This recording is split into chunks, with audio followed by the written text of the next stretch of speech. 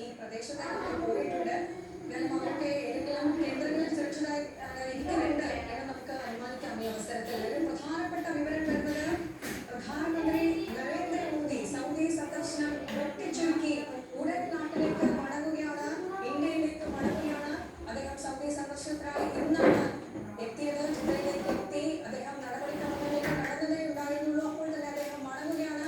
രാജ്യത്തെ നടത്തിയ വലിയ ഭീകരാക്രമണത്തിന്റെ പശ്ചാത്തലത്തിൽ പ്രധാനമന്ത്രി നരേന്ദ്രമോദി തിരികെ രാജ്യത്തേക്ക് വരികയാണ്. പ്രശാന്ത്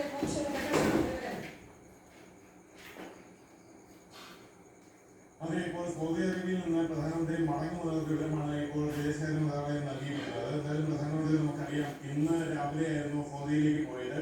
ഇന്ന് 9 മണിക്കാണ് അദ്ദേഹം സൗദി അറേബ്യയിലേക്ക് യാത്ര തിരിച്ചത്.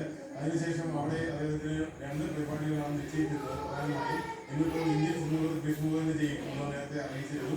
അതിനുശേഷം വൈകിട്ടായിരിക്കും സൗദി കിരീടാവകാശിയുമായുള്ള ചർച്ചകളാണ് നിശ്ചയിച്ചിരുന്നത്. എന്നാലും സൗദി കിരീടാവകാശിയുമായുള്ള ചർച്ച ഇപ്പോൾ നടക്കുകയാണ് എന്നതാണ് വിദേശകാര്യ മന്ത്രാലയം അറിയിക്കുന്നത്.